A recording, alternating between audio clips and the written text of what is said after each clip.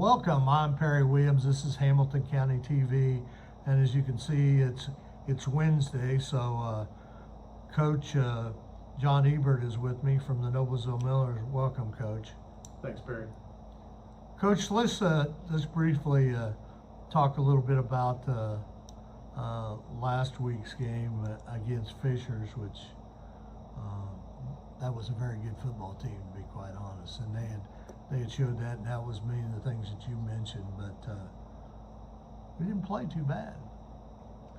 Well, we had some stretches where I thought we played the way we had hoped we would, and then we had some other stretches where we gave some things away to Fishers that you cannot do with a team that's that good, or really for that matter any team, especially in this conference. But they scored twice on us and got up 14-0, and we on the sideline looking at how they had done that, and seemed like some things that were correctable, but some pretty good plays on their part, and then offense struggled to get going early on, and then with about 7.5, 8 minutes to go in the second quarter, Alex Ham blitzes the A gap and sacks quarterback, punches the ball out, recovers it himself, and so we've got a big turnover and a chance, and we get the ball all the way down inside the 5 to the 2, and we still end up having to kick a field goal. But we feel like with 6:38 to go in the game, it's 14-3, and wish it was 14-7 at that point, but still felt like we were in a position where we were going to keep fighting and staying in it. And then we had one of those lapses where before you know it, we go in to halftime, and the doors have been blown off, and it's 35-3, and it's a combination of 2 3-and-outs and an interception when we're on offense, and then some blown coverages on defense that really just made quick work of their expanding that lead. So yeah, that was a tough one to go in 35-3 at halftime. I thought the guys did a really nice job, though, keeping their heads up and staying focused on how we wanted to come out in the second half. And I thought,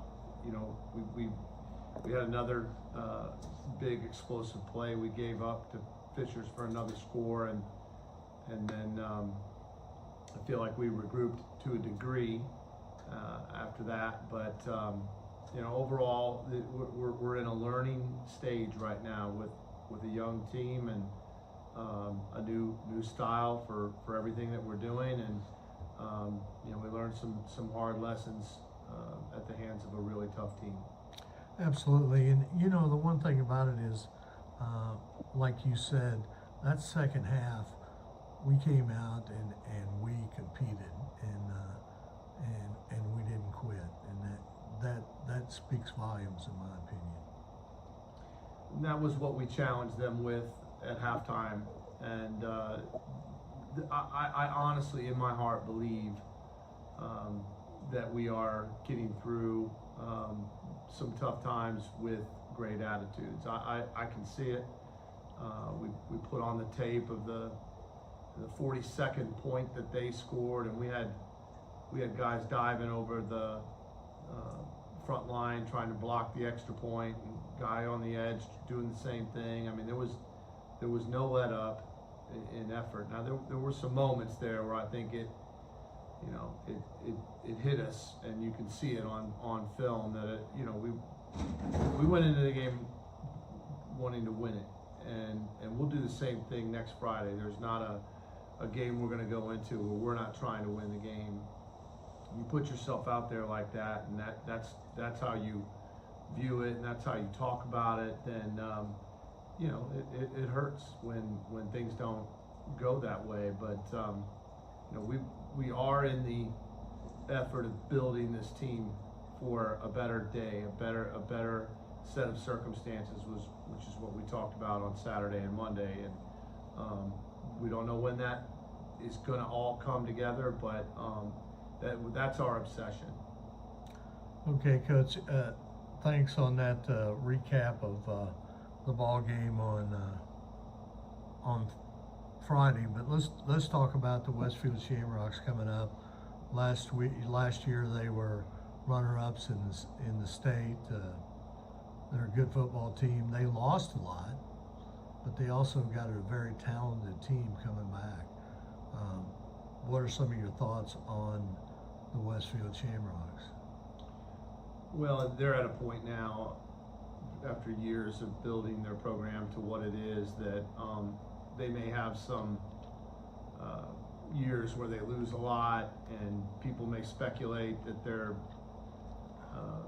maybe not quite as good, or they're not as good as last year or the year before. But to me, as I look at them, they're typical of these recent Westfield teams. They're physical. They play with great energy. They're very well coached, disciplined. They're strong in every sense of their game. There aren't weaknesses. Some guys have less experience than others, but they seem to be moving forward with a plan, and it looks to me like they're on the right track, and they're going to be a real challenge for us. The physicality and in their run game and their defense, those are things that we're going to have to really be ready to attack and go after. Yeah, because this is from what I've seen last year and this year, this is about the same of what Westfield's football's been for the last 5 or 6 years. I mean, they have a program, they have a culture, they're proud on what they're doing. But like you said, when you have talented football players, even though you've lost a lot, you have guys behind them that want that so bad. So they're still working hard because they know that they were at the state last year. I mean, and I'm sure that these guys that are like Deacon King, who is the running back, they've got that taste, and they know how that goes. So they're pretty impressive football team. Yeah, and a program like that, when you go to the state championship, especially several times in the course of a few years, that's a lot of extra football that their younger players get to be a part of, that they get to practice, they get to go through those playoff weeks, and a lot of those guys that are now, it's their turn. They were behind some really good players a year before or in the past, and so they really savor it. They're excited about finally getting their chance. They've been in the weight room the whole time. They've been getting coached the whole time. And championship programs are built that way. They're deeper. They have guys that know that it comes with the territory, that they're going to have to wait their turn maybe, or they're not going to play as early. And sometimes when you're developing a program, you have to play guys a little bit earlier, and then and they develop. I mean, obviously on the field, but when you have to wait to get on the field, I feel like especially when it's understood that that's part of it, then there's a hunger there just to get on the field first, and then once there, you're trying to make the most of it. So yeah, it's a credit to them and all that they've done to work to make their program this way, and that's why most people are chasing them and trying to get to where they are. A couple of comments that I want to talk a little bit more about is, you were talking about as you travel through the sectionals, regional, semi-state, and state, it is important about all those extra practices and extra games of higher competition. I mean, it's got to make you better. Yeah, think about your week being over, your season being over in week 10, compared to week 14, and that's an infinite amount of extra experiences that people get, and the expectations go up with every one of those hurdles being crossed. So I think that you know, they're going to see the benefit of what they've accomplished for years now. Yeah, and the other thing I wanted to mention in looking at this, those guys up front on offense are all seniors. They all returning. I mean, that's a good front line that Deacon King has to run behind, and Grabowski has to throw. That they're very good blocking up front. I think that's what everyone's come to expect from Westfield. Their offensive line is almost always a major strength for them, but this one in particular with you know, 3 Division I guys, and they're all big. I mean, their smallest guys are 270 or 275, and again, they're well coached, they're physical, they want to run the football. They're not going to go away from that. No, they'll throw the ball too, and they're successful at it from running the football. That's just who they are. That's their identity. And they always have been. They you know, sometime over the last 5 or 6 years, they've been pretty well balanced on passing and rushing, but rushing's always wins out, and they've always ran the ball a lot over there. So, and they've always had and it looks like this with Grabowski, even though this is his first year quarterback, that he's capable of. He's got some wheels and he can run the football. Yeah, I think that their style is one where they get you back on your heels. They wear you down. They get you feeling like you have to commit more to stop the run, and then, you know, a lot of play action, perimeter throws, and RPOs, and you know, just a lot of different ways that they can get the ball into receivers' hands. And I'm impressed with their offense and how they run it, how it's put together. I have been for several years now, and they do a really good job. And I think one key point that you know, it's always been a tradition over there at Westfield is special teams. Because, you know, kickoff returns, punt returns, kicking the ball, kicking field goals, extra points, they're all, you know, that team is very well balanced in all 3 areas of the game of football. Makes them so hard to beat because they are strong in all the areas, and they have a great coaching staff that's always on the cutting edge, and then the players are, you know, they're bought in and they're eager for their opportunities, and they're a deep roster. I'm looking at the size of their rosters. Amazing, really, that they have that many kids, 10 through 12, and then another big, strong freshman class. And their 8th grade team is really good, so they're doing it right. Well, Coach, let's talk a little bit about the Millers going into this ball game. What are some of the things that you feel like that we're really going to have to be strong in to win this football game?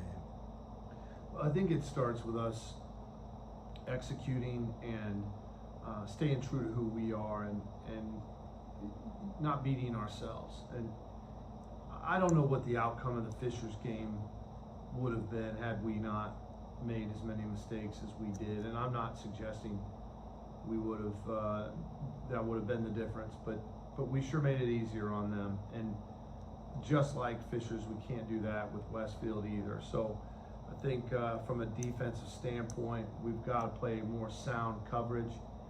We've got to have better communication, and you know, we've got to learn from the mistakes that are all over that film from the Fishers game.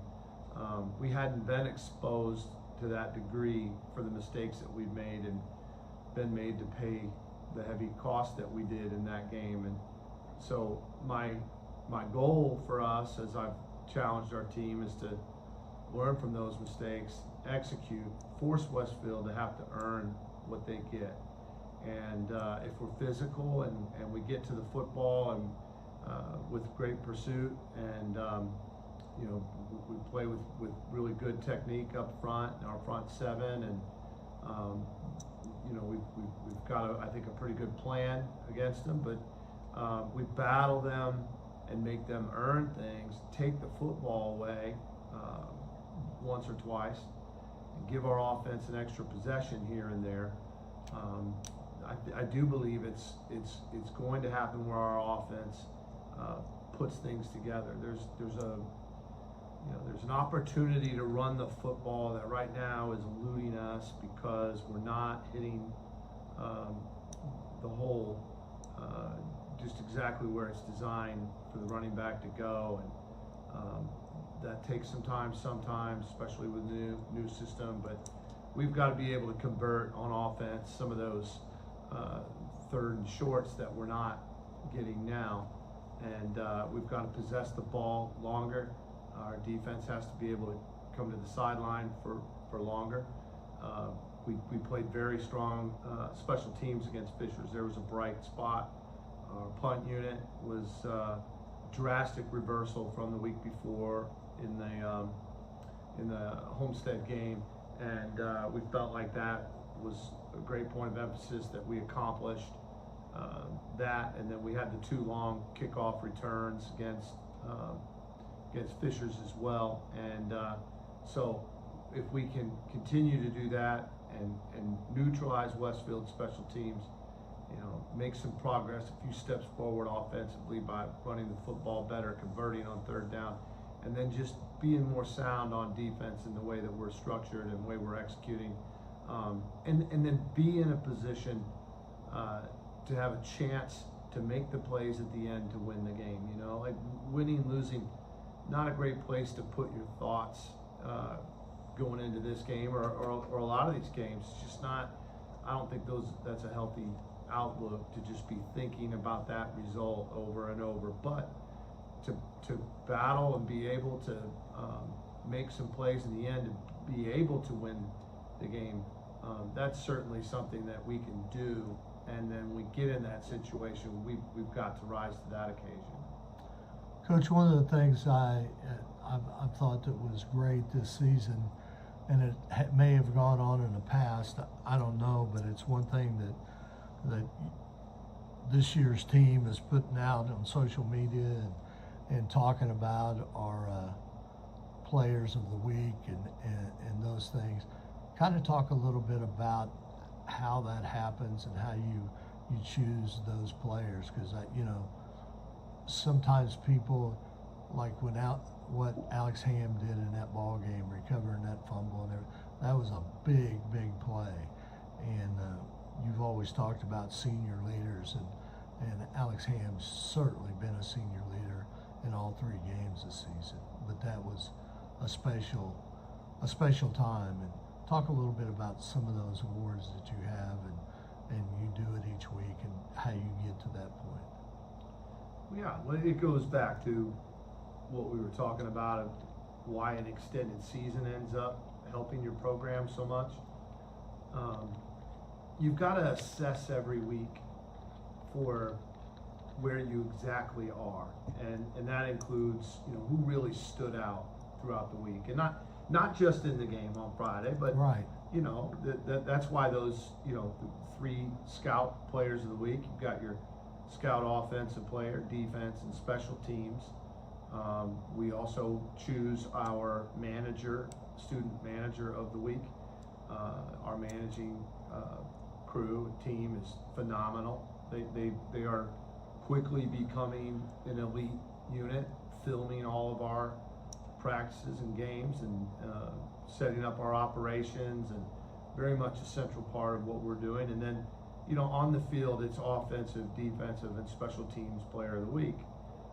And then we also do an award for the weight room lifter of the week, which our strength coach Tony Diepa helps choose. But we meet on Sundays as a staff, and we talk through who are the candidates, who do we like for these awards for the week, and then we go back and kind of look through the week, look at their statistics if it's the game version, and then if they're the scout version, we go back and look at the tape again. We look at their JV game if they played in the JV game, and we try to really zero in on people that are on the rise. I mean, people that are trending upward, and great attitudes, and so it's a way to express appreciation. It's a way to have gratitude, And we lead every Monday with that, so we'll have a big team meeting. Everybody's in there, talk about who these award winners are, talk about them. Everybody gives them a round of applause. They earn helmet stickers for it, so I think that might be something that's new, or it hasn't been done in a little while, but you know, we're giving out helmet stickers for a variety of different things that we're trying to emphasize. And yeah, I think that you know, football is a great game that is so much fun to play, but this is a life thing. You know, this is you know, we got to appreciate the people that are in our program, and talk about them, recognize them, and then I think it serves as an inspiration for others. You talk about a lot of these kids are reversing negative trends, and you mentioned Alex Ham. You know, he didn't play football last year, so here's a guy that he did not put himself on our leadership ballot for our council. They had to nominate themselves, and then go out there and fill out the application and talk in front of the team, and he didn't do it. And I think it's because he didn't play the year before, and but the way he's been playing, you know, I put him on the captain's ballot, and everybody voted for him, so he was a captain his previous game. And you know, really, we need to hear from him. We need him to lead. We need people to follow his lead, and they want to, because he's inspired, and he's motivated, he's passionate, and he's bringing people along with him too. So when you give people awards, when you nominate them, and you know, in front of their team and all that, I think it's a way to just validate the guy or girl, and you know, get more people to see their value. Yeah, I think that's a great thing. I thought that was wonderful when you had those awards for scout team and everything, because this is a team game. Football is a team game, and those starters can't get any better if those scout team or the managers or whoever are helping them. Like, I know for a fact I'm very, very blessed to broadcast for the Millers, and you share information to me for every practice from each coach who has their assignments, and those come from your managers. I mean, those kind of information that you get every night after your practice for your coaches to look at come from those people. Right. So I want to make a point of that, because I want everyone to understand we're trying to build a culture here, okay? And this stuff that we're doing this year is not going to go away next year or the year after. It's here to stay, as long as you're the head football coach at Noblesville, and that's important, because you're trying to make these young men and women better people in life also, not necessarily all football, because a lot of times on football or in athletics, you have those kids that are gifted athletes, and they're going to be very, very good in life, but there's a lot of kids out there that maybe not as gifted, but are working just as hard as the next. So I appreciate that. Next thing I'd like to go to is talking a little bit. You know, we've talked about coaches, and I think there again, I mean, people don't realize that in high school football, you're coaches because you love the game of football. You love to help young people be better in everything they do, and not necessarily making $2 and $3 million worth of money like they talk about coaches and assistant coaches and everything. These guys do it for the love of the kids and what they do. And you know, if anybody's been watching all our shows, we talked about our offense last week, coaches. Let's talk a little bit about your defense. Of course, we've talked about Coach Metz, Adam Metzler, and let's talk about the rest of that defensive coaching staff. Great, yeah, love the opportunity to do this. Why don't we start with Jason Schonkweiler? He's a school police resource officer here. at the high school, and great community member, a veteran, served overseas, and just a tremendous role model, and great guy, great just outgoing personality and energy, and a guy I realized right away we really needed on this staff. I needed a guy like him that you can count on to do so many things. He cares so much, and played football himself at the University of Wisconsin. So, which is a big deal. oh yeah, and just his passion for that, and love for the Badgers, and the stories that he has. I mean, he's just a great guy to be around. The kids really feed off of him. He coaches our cornerback position in the defensive secondary, and you know, he's a wealth of information, and he's always making people laugh. Hired Tim Donahoe also in the secondary, and he was retained as well. A lot of guys on defense were retained from the year before, and Tim was a volunteer, and now he's a full member of the staff, and former Marine himself, and local businessman, and phenomenal guy, just a great man, great leader. Also serves as our co-special teams coordinator with Jeremy Hostedler. But Tim's kind of a jack of all trades. He helps with the corners, he helps with the safeties, really just kind of whatever's needed.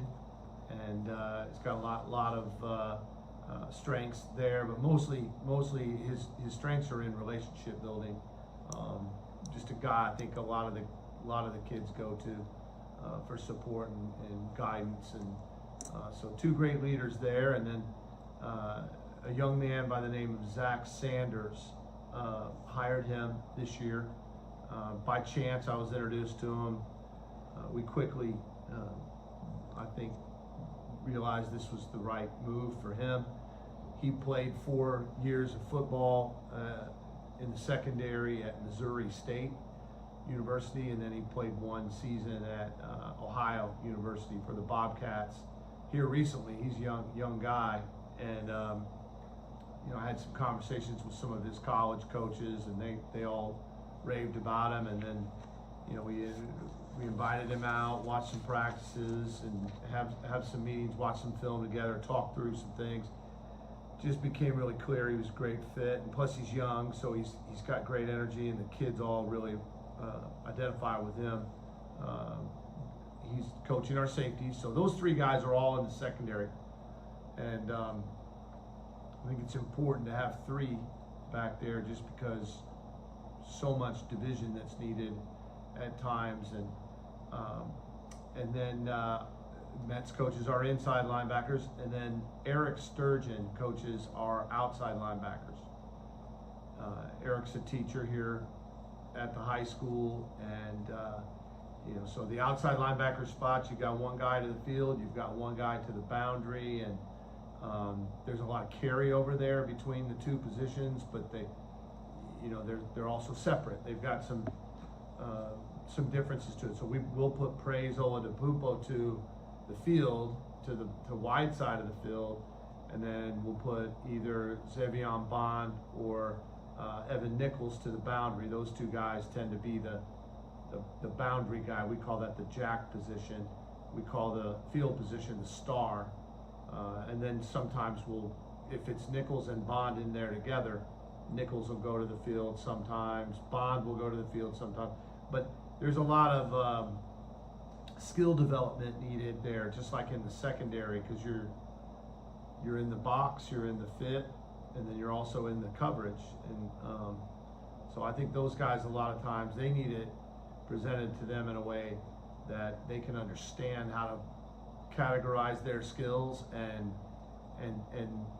think quicker, and not be tied down by too many rules and too many things to apply. And so I think Eric is strong in that department, where he's learning how to speak to each guy in a way that they can understand it. I mean, there's so much to teaching and learning, just like in the classroom where everybody learns a little bit differently, and you've got to keep trying to find the way to best teach a concept for that individual and how he learns, and not expect everyone to learn things the same way. It just doesn't work that way.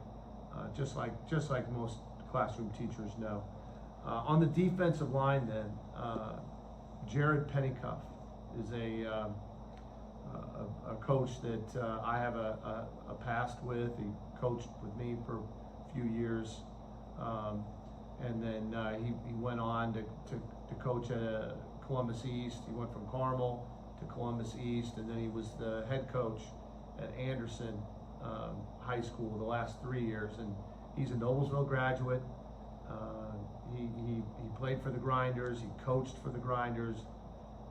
He's, just a guy that he bleeds black and gold. He loves this community. He's now a teacher in the special ed department here at the high school.